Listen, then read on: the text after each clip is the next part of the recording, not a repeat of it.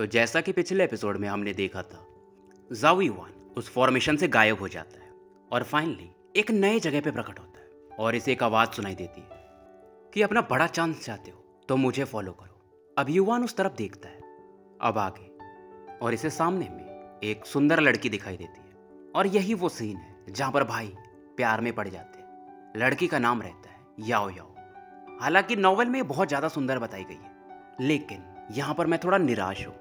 अब युवान कहता है कि यार मैं गलती से यहाँ पर आ गया हूँ, अगर आप किसी भी तरह से ऑफेंड हुई हो, और काफ़ी प्यार से बात करता है। याओ याओ बोलती है मतलब ग्रैंडपा ही सही थे कि कोई सच में यहाँ पर आया है। अब ये लड़की ज़्यादा ज़ाओ युआन को भाव भी नहीं देती है, पलट के जाने लगती है और टुनटुन से कहती है कि वापस चलो। और यहाँ पर हमारी मुलाकात टुनटुन भाई से होती है जिनका मैं फ़ैन हूँ, और जिन्होंने भी नॉवल एक्सप्लेनेशन नहीं देखा है तो मेरे पहले चैनल एन अल्केमिस्ट पर पूरा ड्रैगन प्रिंस युआन का एक्सप्लेनेशन पड़ा हुआ है। अब ज़ाओ युआन भी इसे देखता है कि यार ये तो बहुत ही प्यारा कुत्ता है, पर टुनटुन पलट करके इसे लुक देता है और इसे दिखाता है कि भाई मैं फियर्स भी हूँ। सीधा जो सामने वाली चट्टान थी उसे चकनाचूर कर देता है और अपने पैरों से युआन के ऊपर मिट्टियाँ फेंकने लगता है। और याओ याओ फिर से बोलती है कि तुम्हें अपना वो अपॉर्चुनिटी चाहिए ना तो मुझे फॉलो करो। और फिलहाल याओ याओ युआन को लेकर के ग्रैंडपा हे के पास आती है। टुनटुन यहाँ पर खुद को साफ करने लगता है क्योंकि याओ याओ को सफाई ज़्यादा पसंद है। इधर ग्रैंडपा अपने पावरफुल फोर्स को रिलीज करते हैं और एक नज़र में जान लेते हैं कि ये वही बंदा है ना जो होली ड्रैगन के लक के साथ पैदा हुआ था, और इसके अंदर अब वो पावर भी नहीं है, इसके अंदर तो बस उसका रिजेंटमेंट पॉइजन है। युआन भी अवाक था कि यार ये तो एक ही नज़र में सब चीज़ जान गया। और मैं जैसे जैसे याओ याओ को देख रहा हूँ मेरा वो पुराना प्यार फिर से याद आ रहा है, मतलब याओ याओ को। अब युआन इन्हें थोड़ी इज्जत देता है कि यार क्या पता ये मेरे समस्याओं का समाधान कर ही दे, और ये भी सीधा बोलते हैं कि तुम्हें अपने 8 मेरिडियंस का प्रॉब्लम फिक्स करवाना है ना। और ये कहते हैं लेकिन मैं तुम्हारी मदद क्यों करूं। अब युआन एकदम हीरो वाले स्टाइल में बोलता है कि सीनियर मैं तो आपको जानता नहीं हूँ और मेरे पास कुछ ऐसा भी नहीं है कि मैं आपको इम्प्रेस कर पाऊँ, लेकिन मुझे इतना तो समझ में आ रहा है कि शायद आप मेरा वेट कर रहे थे। अब सीनियर यहाँ पर एक अपनी ऑरा रिलीज करते हैं और युआन को खींच लेते हैं और कहते हैं कि तुम्हारे अंदर ऐसी क्या चीज़ है कि मैं तुम्हारा वेट करूँ। पर युआन था शातिर बंदा कि मुझे तो नहीं पता, पर आप मेरा वेट कर रहे हो तो आपको पता होगा।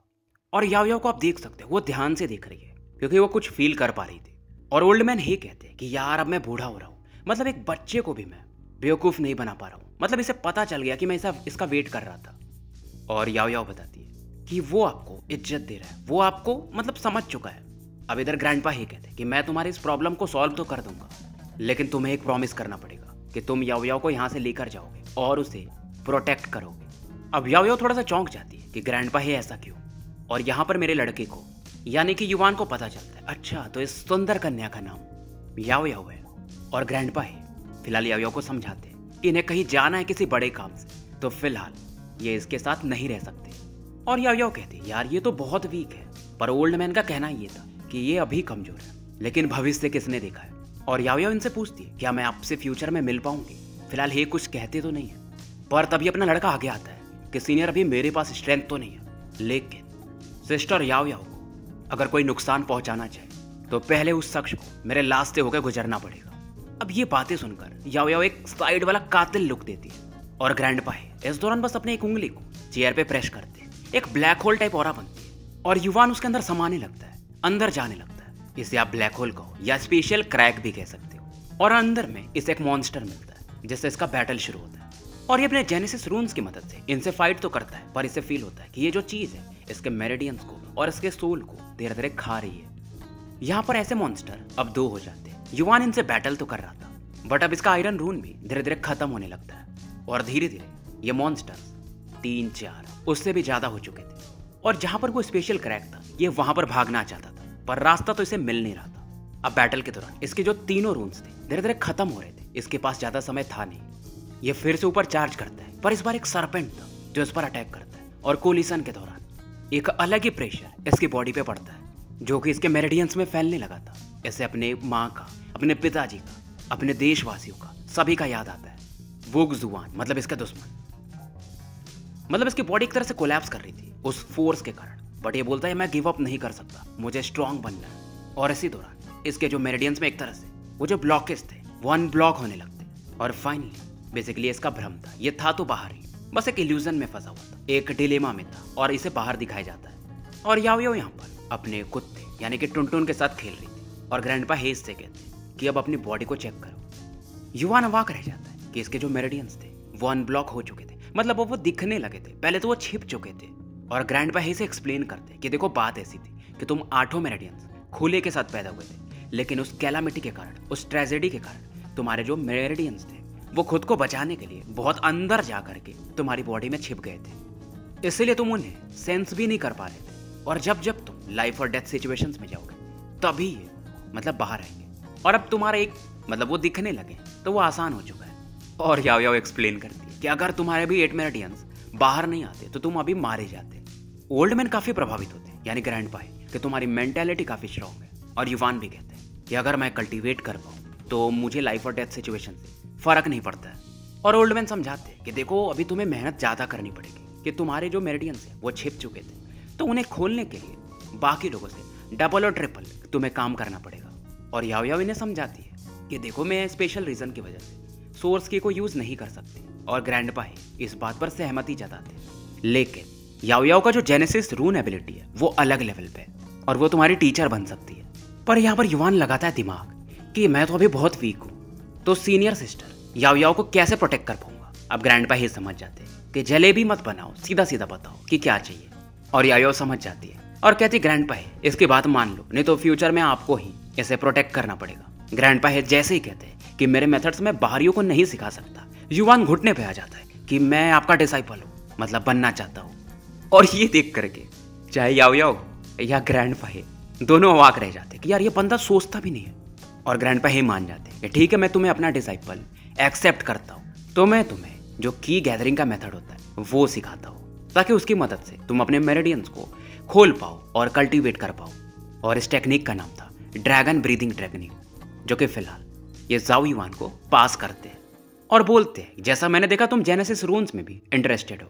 अब युवान थोड़ा सा ज्ञान देता है कि हाँ जेनेसिस रून्स बहुत गजब लेवल की चीज़ है, मतलब इसका अंत नहीं पता किसी को। अब ग्रैंडपा भी कहते हैं कि तुम्हारा सोल सही है तो मैं तुम्हें एक सोल फोर्जिंग टेक्निक भी सिखाता हूँ, मतलब इनहेरिट के रूप में दे रहा हूँ। तो ये विजुअलाइजेशन मेथड था जिसका नॉवेल में नाम अलग था, बट इसे केओटिक विजुअलाइजेशन मेथड आप कह सकते हो। और फिलहाल जब युवान का सोल मानो इसकी बॉडी से बाहर निकल जाता है और ये एक इसे ब्रश देते हैं जिसका नाम था हेवनली युवान ब्रश। और इसके बारे में ये बताते हैं कि पहले ये सेंट लेवल का वेपन हुआ करता था, लेकिन बैटल में ये डैमेज हो चुका है। अब युवान में बोलता है कि हाँ मैंने सुना है कि वेपन्स की भी कैटेगरी होती है, नॉर्मल यानी ऑर्डिनरी वेपन, फिर प्रोफाउंड, फिर हेवन, फिर सेंट लेवल का वेपन। और ये जो वेपन है ये हाईएस्ट लेवल का भी, सेंट लेवल में भी टॉप लेवल का वेपन था। और ये युवान को बताते कि इसमें 9 मार्क्स हैं जिन्हें कि तुम जो बीस्ट होते हैं उनके सोल से अवेक कर सकते हो, और जब तुम ऐसा कर पाओगे तो इसका पावर फिर से वापस लौट जाएगा। युवान इन्हें शुक्रिया बोलता है मास्टर मुझे आपका नाम अभी तक नहीं पता। और ये अपना नाम बताते कांग युवान, और बताते तुम्हारे 2 सीनियर ब्रदर्स भी हैं और तुम अगर मतलब सही सब रहा तो फ्यूचर में उनसे मिल पाओगे। अब इन्होंने वैसे ब्रदर्स बोला था, लेकिन उसमें से एक सिस्टर रहती है। फिलहाल ये याओ याओ की तरफ देखते हैं और कहते मुझे पता है कि तुम्हारे पास बहुत सारे प्रश्न हैं, बट फिलहाल अभी सही समय नहीं है। और इसे एक पेंडेंट देते हैं कि अगर इसमें कुछ फ्लेम पावर दिखे तो समझ लेना कुछ डेंजर है और वो लोग तुम्हारे लिए आ सकते हैं। याओ याओ पूछती है कि वो लोग कौन हैं और मेरे पीछे क्यों पड़े हैं। फिलहाल ग्रैंडपा प्रिंस युवान से कहते कि इतना ध्यान देना कि याओ याओ अपने सील को अंडू ना करे और अपने ओरिजिन की को यूज ना करे, नहीं तो बहुत बड़ी समस्या हो सकती है। युवान भी सोचता कि यार कुछ तो बात है, मतलब इस लड़के की स्टोरी अलग है, लेकिन मैं अभी उतना काबिल नहीं हूं कि जान पाऊं। युवान भी बोलता है कि आप टेंशन मत लीजिए। अब उसके बाद ग्रैंडपा बोलते कि अब तुम्हें जाना पड़ेगा, और यहाँ पर ये एक फॉर्मेशन एक्टिवेट करते हैं। याओ याओ थोड़ी उदास थी, पर ग्रैंडपा ही कहते हैं कि हम एक दिन जरूर मिलेंगे। अब टुनटुन भी यहाँ पर अपने इमोशंस दिखाता है कि इसे भी बुरा लग रहा है। फिलहाल याओ याओ भी फॉर्मेशन में एंटर करती है और ग्रैंडपा फिर से कहते हैं कि युवान अपनी प्रॉमिस याद रखना, तुम्हें याओ याओ को प्रोटेक्ट करना है। और युवान जैसा हीरो स्टाइल में आगे आता है कि आप टेंशन मत लीजिए, मैंने आपके टेक्निक्स को इनहेरिट किया है, मैं अवश्य इसे प्रोटेक्ट करूंगा। और फिलहाल ये फॉर्मेशन गायब हो जाता है और कांग युवान फिलहाल सोचते कि तो ठीक है, मतलब इन्होंने एक और डिसाइपल को बना ही लिया। और इधर स्पेस में हलचल होती है और ये सोचते हैं कि ये लोग आ ही गए आखिर में। स्पेस में मानो होल हो जाता है, एक खतरनाक लेवल का पावर कांग युवान की तरफ बढ़ता है। आसपास की जमीनें ये चीज़ों भी डिस्ट्रॉय होने लगती है और एक बंदा बोलता है कि ब्लैक एम्परर, मतलब तुम इतने सालों से चूहे के समान छिप रहे हो और 3 लोग यहाँ पर प्रकट होते हैं और कहते हैं कि उस चीज को हमें दे दो, नहीं तो जमीन में दफन होने के लिए तैयार रहो। कांग युवान भी बोलते हैं कि आगे आओ, देखते हैं कौन कहाँ पर दफन होगा। और फिलहाल ये अपनी ऑरा रिलीज करते हैं। और 3v1 बैटल में भी ये अलग लेवल पे थे, चाहे जेनेसिस रून्स का बैटल हो या जेनेसिस की का। ये इंसान बाप था, मतलब दोनों को एक साथ यूज कर पा रहे थे। और 3v1 बैटल में भी एक एक को यहाँ पर इंजर्ड करना शुरू कर देते हैं। और गाइस क्या ही विजुअलाइजेशन है यहाँ पर, मतलब जो एनिमेशन है खतरनाक लेवल का है। फाइट तो आप देख ही सकते हो।